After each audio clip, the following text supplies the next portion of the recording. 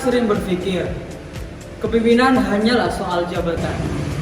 Tapi di dunia kerja, kepemimpinan ialah yang sejatinya terbentuk dari bagaimana cara seseorang mempengaruhi, membentuk perilaku tim, dan dapat menciptakan budaya organisasi yang sehat.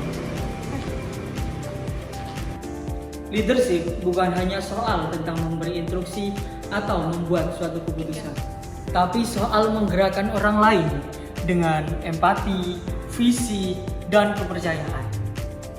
Mari kita lihat dinamika sebuah tim kecil di perusahaan dan bagaimana cara kepemimpinan membuat perubahan besar.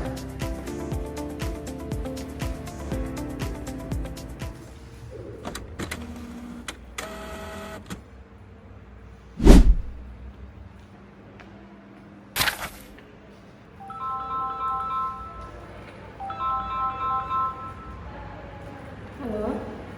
Ya? Bulan, kamu dari tadi kelihatan gelisah. Mungkin ada yang bisa aku bantu? Iya nih Kak Rani, aku lagi coba masukin data penjualan ke sistem. Tapi formatnya beda dari yang lain. Wajar banget kok, aku juga dulu sering bingung pas awal-awal. Kalau kamu mau, nanti setelah jam 10 aku bisa bantu lihatkan. Formatnya tinggal copy aja dari template, nggak ribet kok. Mawar, kadang yang gampang buat kita tuh belum tentu gampang buat orang yang baru belajar. Kita tuh harus bantu biar timnya tuh jalan bareng, bukan biar cepet sendiri.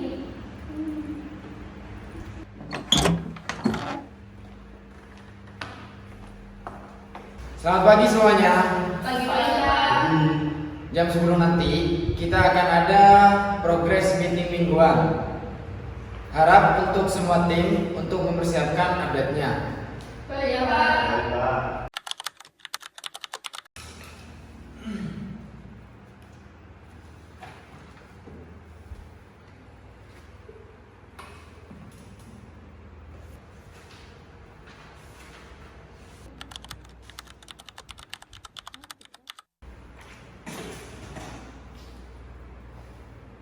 Baik, jadi target mingguan pada divisi saya yakni di bagian distribusi.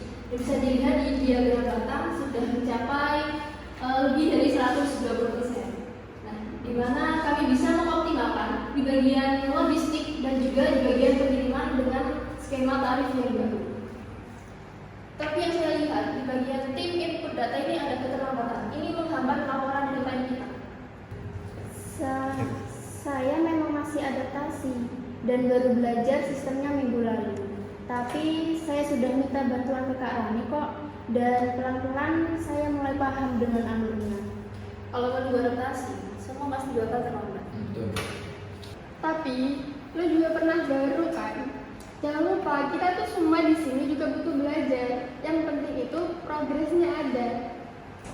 Saya sempat bantu review datanya. Bulan sudah masukin sesuai SOP baru, cuman sistemnya belum sinkron. Kita juga perlu evaluasi alat, bukan hanya orang saja. Saya senang kalian semua di sini terbuka ya. Tapi saya ingin mengingatkan kembali, kita di sini itu bukan ingin mencari siapa yang paling cepat, tapi siapa yang mau untuk tumbuh bersama. Jika ada hambatan, kita bareng-bareng, kita sama-sama cari solusinya. Mulai minggu ini kita bentuk monitoring kecil. Rani membantu Wulan untuk sistem data, Mawar dan Sila review laporan harian. Untuk kamu Riko, kamu bantu analisis teknis kalau ada kendala aja. Ingat ya, ini tim, bukan lomba lari estafet individu.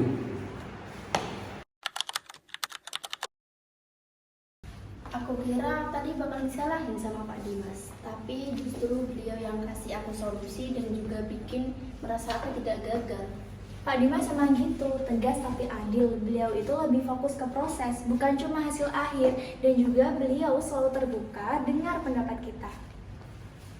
Makanya gue tuh jadi mau sendiri tadi. Terkadang enggak kita terlalu sibuk buat mikirin performanya sendiri sama lupa buat bantuin yang lain.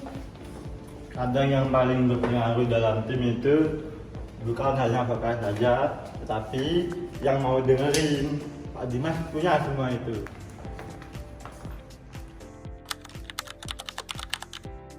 Dari diagram ini ya, kelihatan banget kalau kita itu mengalami keterlambatan.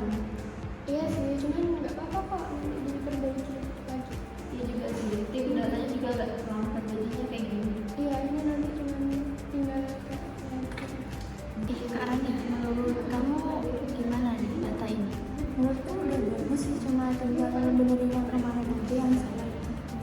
Yang ini ya? Oh iya, ini bener.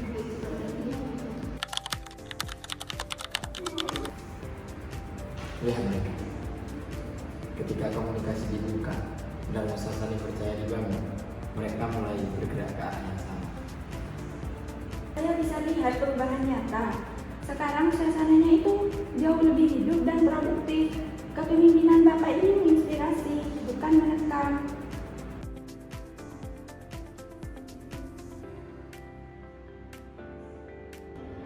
Leadership bukan soal yang paling tahu atau yang paling cepat, tapi menciptakan ruang aman agar orang lain dapat berkembang.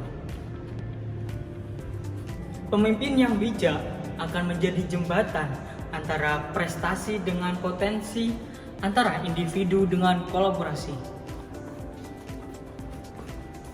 Jadilah pemimpin yang menggerakkan, bukan yang memerintah.